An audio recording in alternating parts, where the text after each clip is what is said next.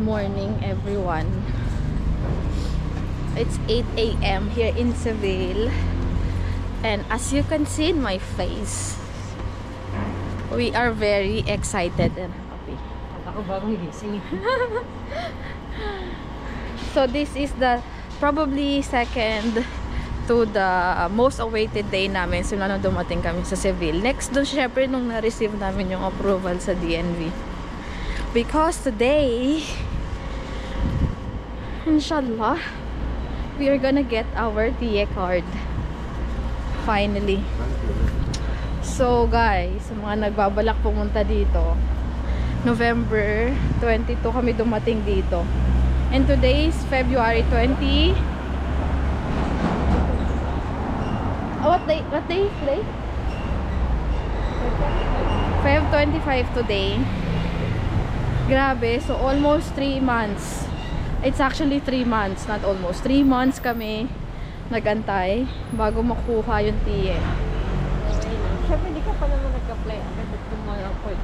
Kaya nga, so you have to prepare guys. Kasi hindi kayo makakaalis ng Spain nang wala pa kayong TIE card. So, if your timeline is tight, pag-isipan nyo talagang mabuti. Kasi ako, we thought, akala namin, point ulit, na like kaya siya ng like I imagine makakabalik ako sa Dubai ng January, end ng January. Pero there's so many factor to it. Like syempre yung approval process ng DNV, it took time. So and then appointments and such. Pagkuha pa lang ng appointment, 1 month na, and everything needs appointment. Pagkuha ng fingerprint, pagkuha ng card. So actually itong TIE card na to, matagal na siyang ready. Hindi lang kayo makakuha ng appointment. So kaya ngayon lang namin siya makukuha. But yeah guys, we'll let you know later. Magbabas kami. We'll take you with us.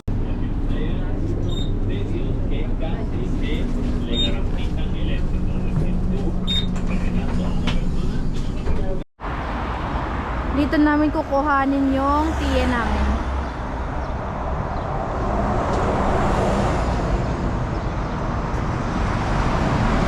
Spray na spray ni Churo. Churok na Euro.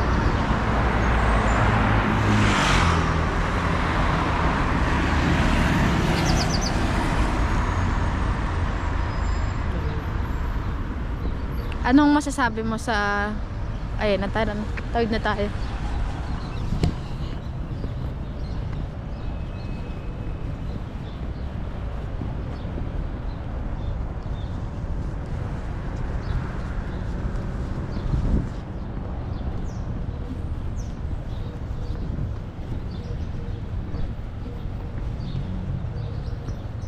This is it, pansit. I'm excited.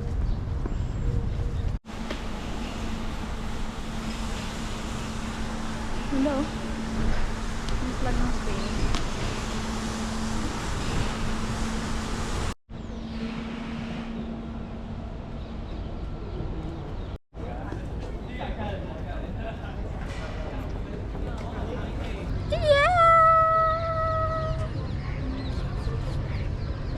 Doon siya galing guys, oh.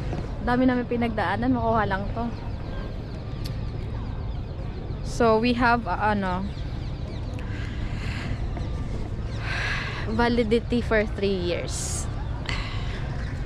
Kasi it's DNV.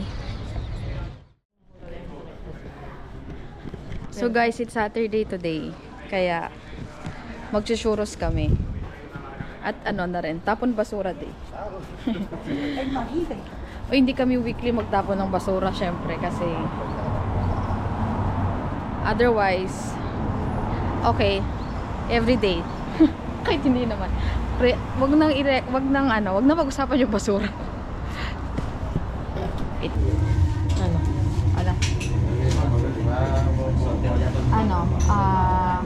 Chocolate, cafe o leche. Dos chocolate y un café con leche y una café. ¿Es para tomar aquí? Para aquí. Dos chocolates, un café con leche y churros de los grandes o de los pequeñitos. Sí. Grande. ¿Una? Una. ¿Para tomar café con leche y chocolate? Son dos chocolates, un café con leche y una grande. ¿Pero para tomarlo? Sí.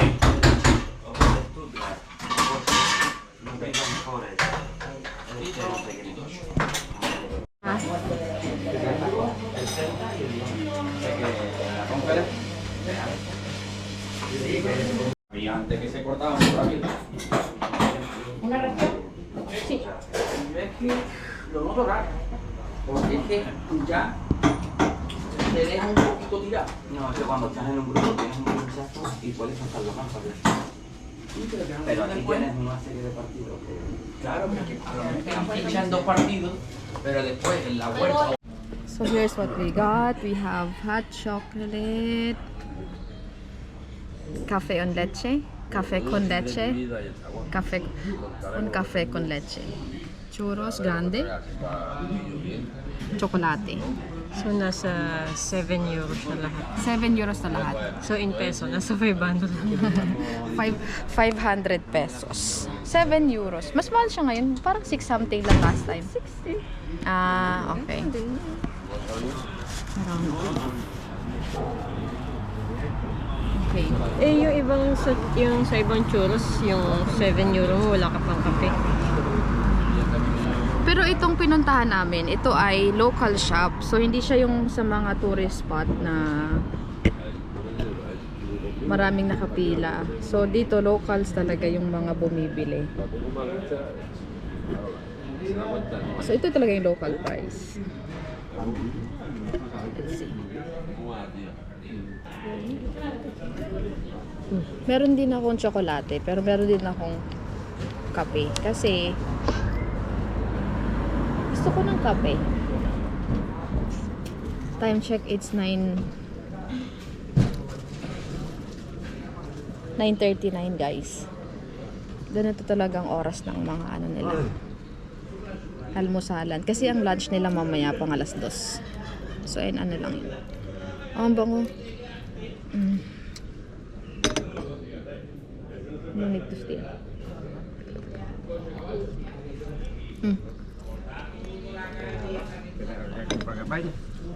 Sarap. So, yung itong churros, nakita nyo naman, ginululuto pa rin naman na talaga nila. Iniinit. Niluluto o iniinit? Niluluto. Parang wala ka sa loob, diba? So, fresh siya. Freshly made.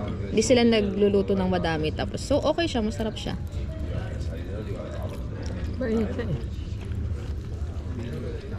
Isang order lang binili namin ng ganito. Sakto lang yun sa amin ni Donna.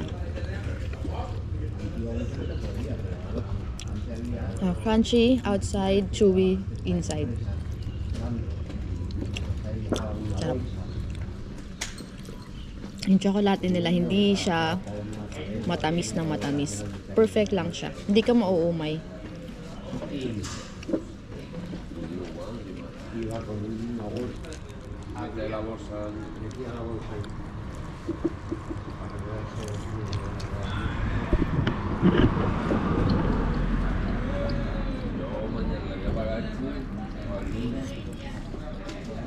Comida que posiblemente me vaya del piso chino. Otro día, posiblemente. Sarap. Ya la estoy avisando. Talatang bagong gising pa tayo. Hindi tayo bagong gising. Ay, napatay ka. Yung weather pala dito, guys. Medyo ano na. Hindi ko na masasabing. Parang patapos na yung winter. Sa umaga malamig pa, kaya nakaganito pa kami. Pero, for example, nung Wednesday, kasi kumuha kami ng TIE card. So, naka-t-shirt na lang yung mga tao. So, hindi na talaga siya ganun ka lamig. Naka-t-shirt na lang, naka-sleeveless na lang. And February pa lang guys ha. So Seville is the hottest city in whole of Europe. So which I think okay lang kasi galing naman kami ng ng Dubai, so we're used to, you know, heat and sun. And nakaka-affect kasi yung weather sa mood mo, 'di ba? Like siguro you can get used to it, pero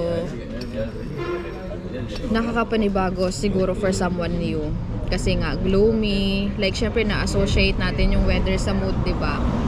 Medyo malungkot kapag madilim, makulimlim. So we're quite happy with the weather here in Seville. Pero we have to see kung ano ang weather pagdating na talagang peak ng summer, July, August. Kung masasabi ko pa bang okay. Pero again, you know, we have 10 years of experience in Dubai. So weather there is like 50, 51, 52. So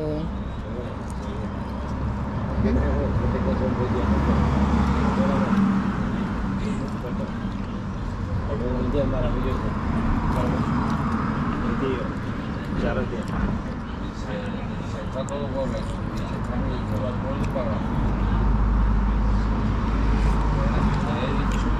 life update.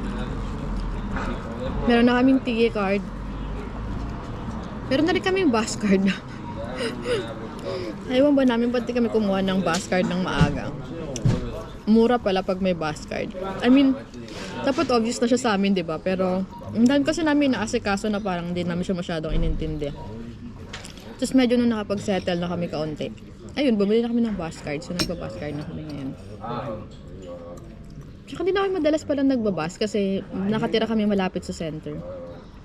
So, pag kailangan mo maglakad after work, nilalakad lang namin.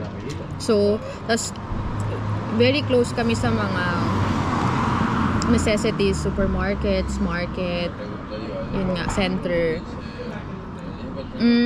Nagbabas lang kami usually kapag pupunta kami ng Carrefour kasi medyo malayo siya. Though meron namang mga groceries na malapit dito, pero meron kasi kaming mga binibili sa Carrefour na mas prefer namin doon bilhin. Tapos iyon, tapos nung kumuha kami ng TIE card kasi pwede naman siyang lakarin actually from here, pero maaga pa kasi yun, so nagbus kami. Amigo. Hola, muy bien. Sigarillo tendría. Gusto mo? Hati tayo. Gusto mo? Ang sarap ng tsokolate nila, guys. As in.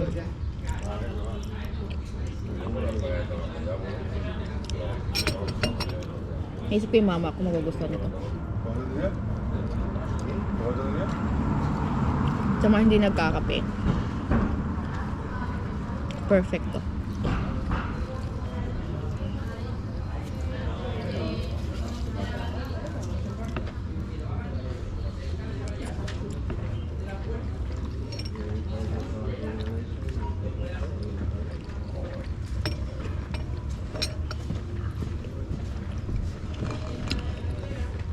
So, nasa Seville, Spain pala kami, guys. Dito kami nakatira. Close siya sa sentro. Doon yung parang pinaka-main na pinupuntahan ng mga tourist. Sa Setas, yung Setas, yun yung wooden structure dito sa Seville. Isa din sa mga tourist spot. Tapos malapit siya sa Alameda, yun yung maraming mga restaurants, shops, bars, tapas, everything.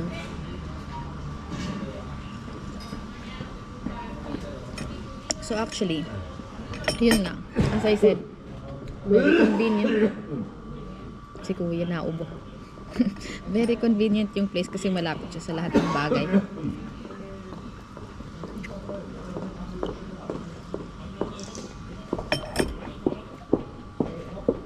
Masarap yung tsokolate pero hindi ko malet go yung kape.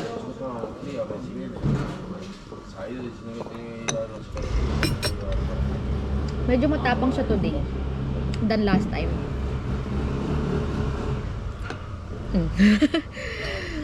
Warningan na kita. Pero masarap siya para sa akin.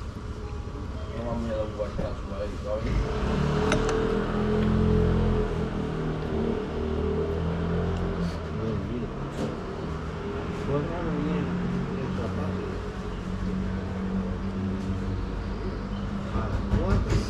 sarap maglakad-lakad ng ganitong weather kasi weekend, tapos maaga, mas maganda yung araw, medyo malamig. Lakad-lakad tayo, I think, bago bumalik sa bahay.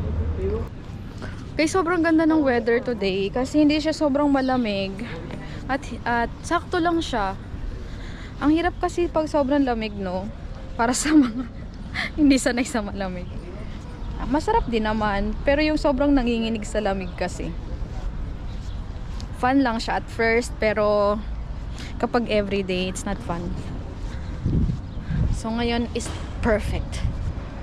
So ang dami ditong mga lalakad with their dogs. Tambay lang sa park. Ayan. So saya, diba? Ayan, daming restaurants dyan. Yung mga nandyan sa gilid na yan. Sunrise. Yan. So, cafe, bars. Sobrang ano niyan, colorful niyan sa gabi. At sobrang alive. Kasi maraming, alam nyo naman ang mga locals, they're very into socializing. So, benta talaga sa kanila yung mga ganito.